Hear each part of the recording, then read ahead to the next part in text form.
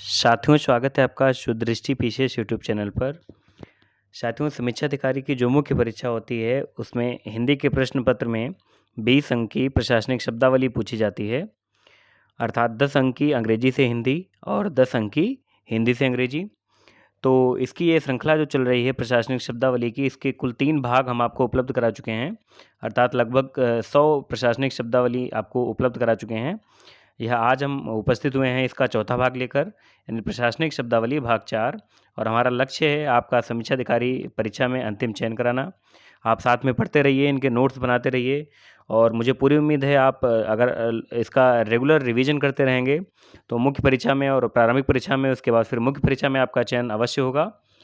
चलिए प्रारंभ करते हैं। जिन साथियों ने अभी तक चैनल को सब्सक्राइब नहीं किया है, वो चैनल को सब्सक्राइब कर लें और बेल आइकन दबा लें, जिससे कि नए वीडियोज़ का नोटिफिकेशन आपको मिलता रहे।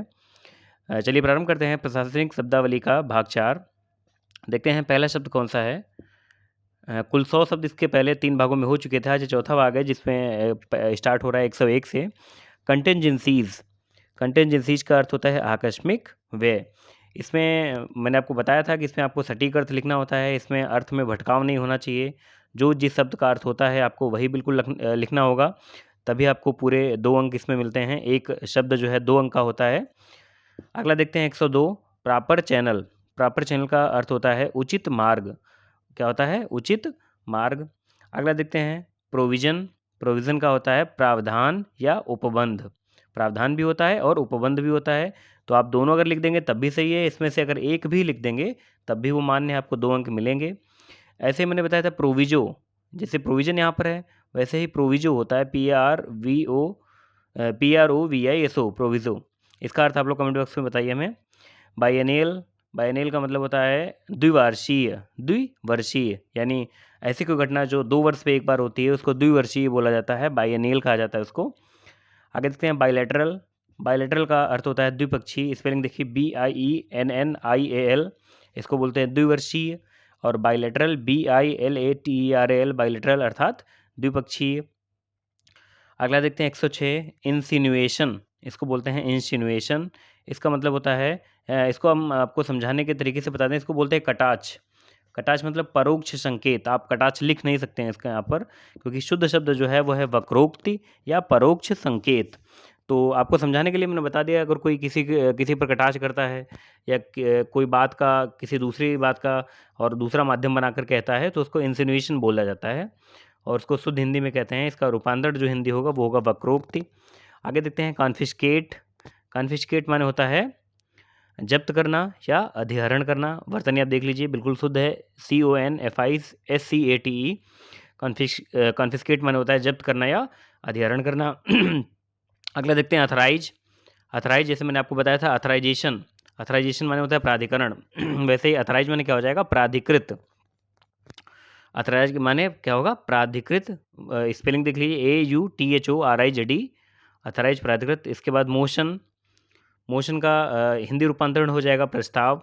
और यहाँ पर मैं आपको सिर्फ अंग्रेजी से हिंदी रूपांतरण ही पढ़ाऊँगा, क्योंकि आप इन्हीं का हिंदी से अंग्रेजी रूपांतरण भी जो 10-10 अंक के 2 आते हैं, वो यहीं से आप हिंदी से अंग्रेजी देख लीजिए और अंग्रेजी से हिंदी भी यहीं से देख लीजिए। तो इसी में से किसी में से पूछा जाएगा, हिंदी से अंग्रेजी भी और अंग्रेजी से हिंदी भी। मोशन। मोशन माने क्या होता है? प्रस्ताव होता है। बेसिक पे। बेसिक पे जब आप नौकरी प्रारंभ करेंगे तो उसमें एक बेसिक पे होता है, उसको बोला जाता है, इसका हिंदी रूपांतरण होगा मूल वेतन। आगे देखते हैं फंडामेंटल। फंडामेंटल का अर्थ होता है मौलिक या आधारभूत। हो सकता है कुछ शब्द इसमें रिपीट कर जाएं, तो आप लोग देख लीजिए, अगर ऊपर पहले लिख चुके हों तो उनको तो पुनः मत लिखिए।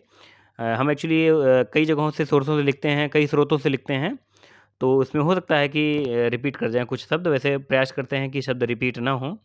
इंडेमनिटी। इंडेमनिटी का अर्थ होता है क्षतिपूर्ति। इंडेमनिटी का अर्थ क्या होता है? क्षतिपूर्ति। कंपनसेशन। कंपनसेशन का मतलब होता है क्षतिपूर्ति। इन दोनों का अर्थ होता है क्षतिपूर्ति, यानी इंडेमनिटी आपने पढ़ा होगा, इंडेमनिटी बॉन्ड होता है। और वैसे ही कंपनसेशन माने भी क्या होता है? क्षतिपूर्ति। आगे देखते हैं अकाउंटेबिलिटी। अकाउंटेबिलिटी यहाँ पर देखिए क्या है? अकाउंटेबिलिटी माने क्या होता है? जवाबदेही। ऐसे ही होता है लायबिलिटी। लायबिलिटी माने क्या होता है? उत्तरदायित्व होता है। तो ये दोनों दोनों शब्द मतलब लगभग मिलते जुलते ही हैं, क्योंकि एक में जवाबदेही होता है अकाउंटेबिलिटी माने। स्पेलिंग देख लीजिए, बहुत थोड़ा यूनिक है।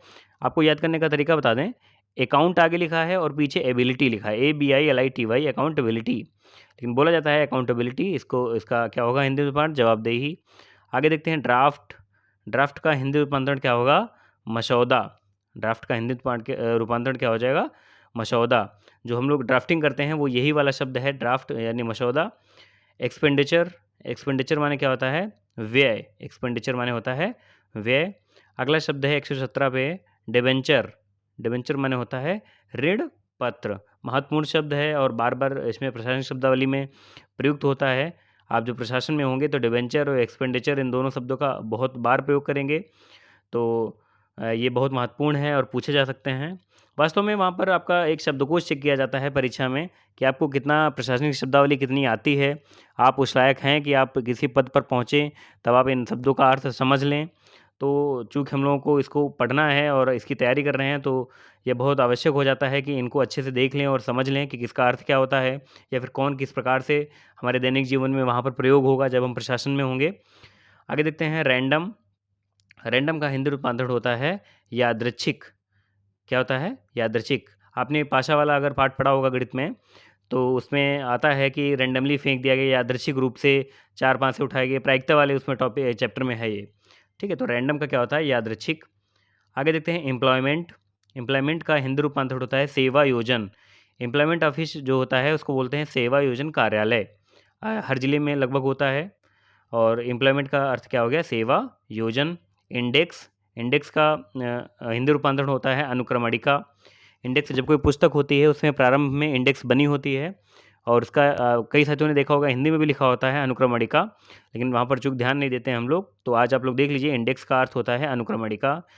ब्यूरोक्रेसी। ब्यूरोक्रेसी का हिंदी रूपांतरण होता है नौकरशाही।